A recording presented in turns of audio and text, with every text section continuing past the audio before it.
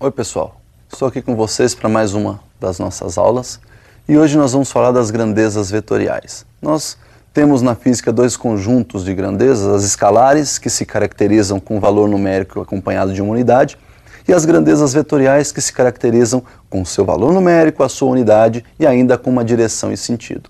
Essa direção e sentido nós chamamos de orientação da grandeza. Vamos definir então o vetor.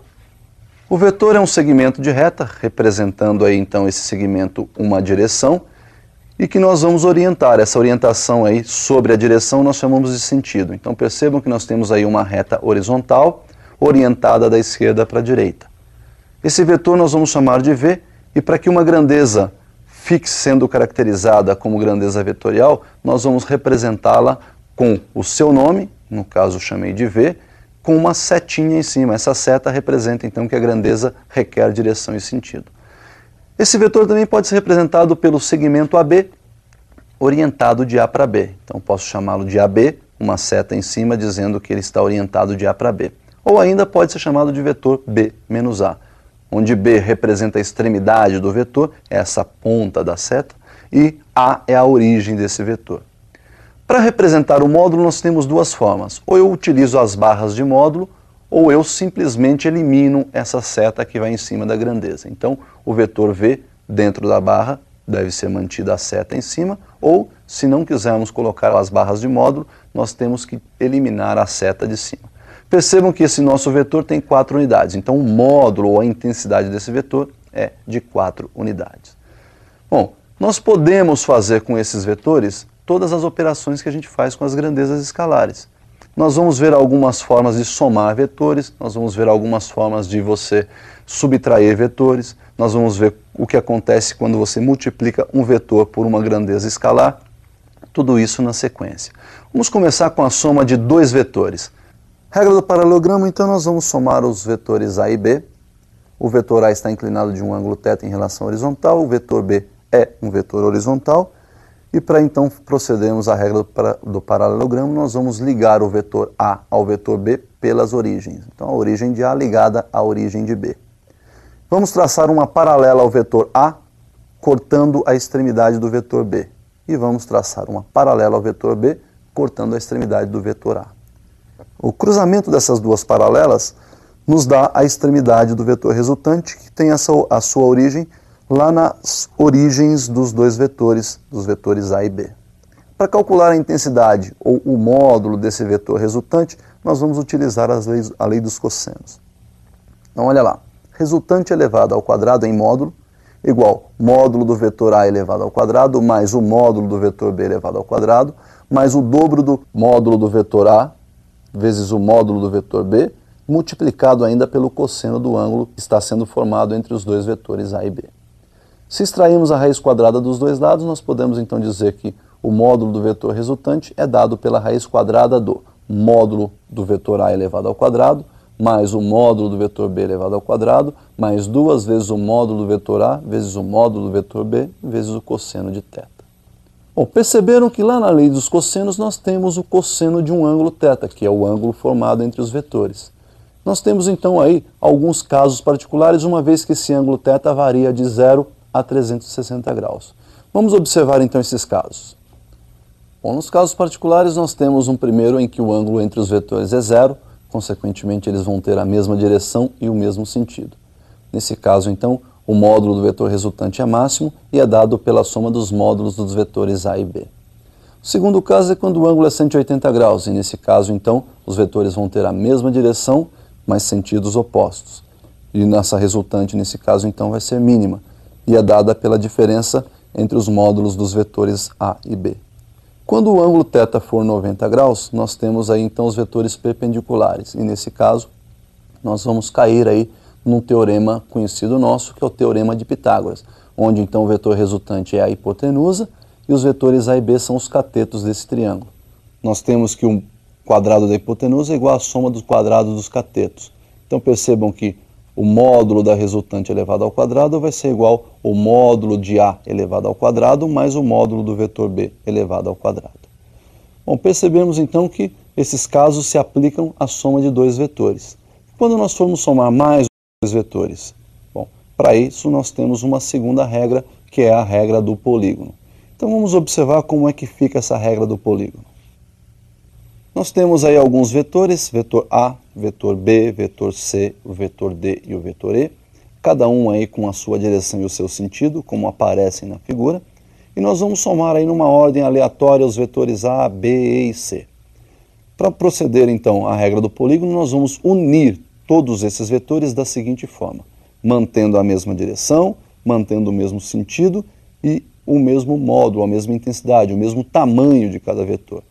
Nós vamos pegar então o primeiro vetor, que é o vetor A, primeiro vetor da soma, vamos ligar a este vetor o vetor B, que é o segundo vetor da soma, mantendo ali ligados então a extremidade do primeiro com a origem do segundo. E isso vai ser feito sucessivamente para todos os vetores na sequência da soma. Ao término da colocação desses vetores, o que nós devemos fazer? Nós devemos ligar a origem do primeiro vetor, que será a origem também do vetor resultante, com a extremidade do último vetor, que será também a extremidade do vetor resultante. E aí então está realizada a soma de todos esses vetores. Bom, percebemos então aí duas regras bastante importantes e bastante simples de serem aplicadas, né? Para a soma de vetores nós então temos essas duas possibilidades. E quando nós quisermos, por exemplo, multiplicar uma grandeza escalar por uma grandeza vetorial, isso pode acontecer e também é simples de ser feito. Vamos observar como isso acontece na prática. Olha lá, eu tenho uma grandeza vetorial que eu chamei de V, essa grandeza é horizontal, orientada da esquerda para a direita e de 2 unidades. Se nós multiplicarmos esse vetor V por uma grandeza escalar, o resultado disso será também uma grandeza vetorial. Então o produto de uma grandeza escalar por uma grandeza vetorial resulta em uma grandeza vetorial que nós vamos chamar aí de x. Bom, vamos exemplificar isso aí. Se nós considerarmos que essa grandeza escalar vale 2, nós temos que a grandeza x será o dobro da V, da grandeza V. O nosso vetorzinho x é o dobro do vetor V. Daí então, basta você somar o vetor V a ele mesmo para obter aí a extensão do vetor x. Um outro caso particular trata-se do vetor oposto. Vamos imaginar um vetor y que nós vamos multiplicar por um escalar menos 1. Quando você multiplica esse vetor y pelo escalar menos 1, você na verdade está invertendo o sentido do vetor y. Isso proporciona então uma grandeza vetorial, que eu vou chamar de z, que tem a mesma direção do vetor y, a mesma intensidade, portanto a mesma dimensão, porém o sentido oposto. Então só vai alterar aí o sentido do vetor. Com a aplicação desse vetor oposto, a gente vai então fazer aí na diferença dos vetores. Quando a gente, na verdade, soma um vetor A com o vetor B, a gente usa a regra do paralelogramo, né? Se a gente, por exemplo, fizesse a soma do vetor A com o vetor oposto de B, nós estaríamos, na verdade, somando A mais menos B. Vamos ver como é que fica isso na prática. Perceba a diferença de vetores. Olha aí, nós temos o vetor A, o vetor B, com suas direções e os seus sentidos, como você vê na figura, e nós vamos somar então o vetor A ao vetor oposto de B. Olha, vamos inverter esse vetorzinho B, vamos ligar a origem dele na origem do A, e nós vamos fazer aquele procedimento da lei ou da regra do paralelogramo. Traçar as duas paralelas e obter aí então o resultante ou o vetor diferença, que eu chamei aí de vetor D. Então percebam que o D, ou seja, o vetor D, vetor diferença, é o vetorzinho A menos o vetor B. Ou seja, é a soma do vetor A com o vetor oposto de B. Se a gente deslocar esse vetor A um pouquinho para cima, ali, olha, até que a sua origem coincida com a extremidade do vetor B, eu posso ter uma outra configuração dessa figura.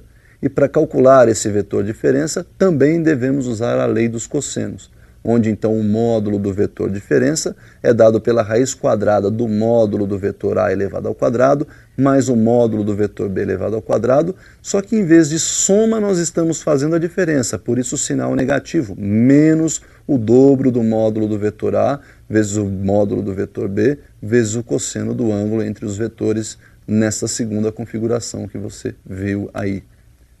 Então, pessoal, para terminar, para finalizar nossa aula de hoje, nós vamos falar da decomposição de vetores, ou das componentes retangulares de um vetor. Então, para isso, nós vamos a um visual interessante. Percebam aí, pessoal, que nós temos o vetorzinho A que aparece na sua tela. Nós vamos adotar aí duas direções para projetar esse vetor, uma horizontal, que é o vetor x, e uma vertical, que é o vetor y.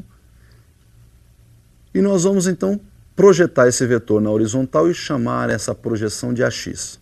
Vamos projetar esse vetor na vertical e vamos chamar essa projeção de AY.